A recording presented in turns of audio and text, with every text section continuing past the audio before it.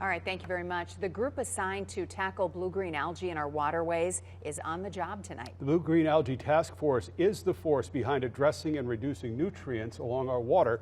Wake News environmental reporter Liz Byro joins us now. Liz, what is their latest focus? Today was all about the numbers, the data, sharing where they're looking and what they're looking at. The next step is turning data into solutions. We know what it looks like. We know what it smells like. We know the state's Blue-Green Algae Task Force is doing its best to advise lawmakers how to prevent it. A couple of the successes would be helping to move the septic to sewer conversion forward, putting some of these stormwater retention ponds on the radar. I think increasing the monitoring is another really big one. Dr. Mike Parsons is one of the 5 members on the task force.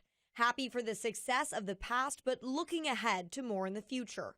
He told me his eyes are on nutrient hotspots in our area. You know, so the big bubbles showing sites where they had high nitrogen or high phosphorus levels.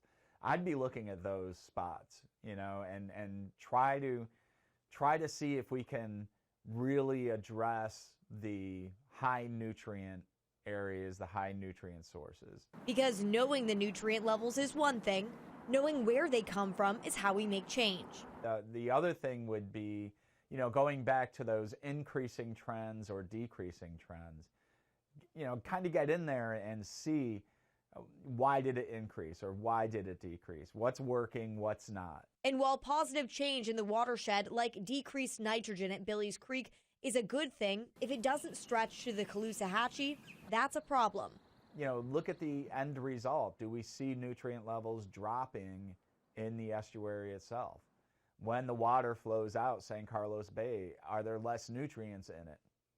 You know, because that's ultimately what we're interested in, is that we want to reduce the nutrients that are getting into the river and getting out into the Gulf of Mexico. They truly are an environmental dream team, but they're also an advisory board. They make recommendations. After that, it's up to state lawmakers and state agencies to put their recommendations into action. Back to you.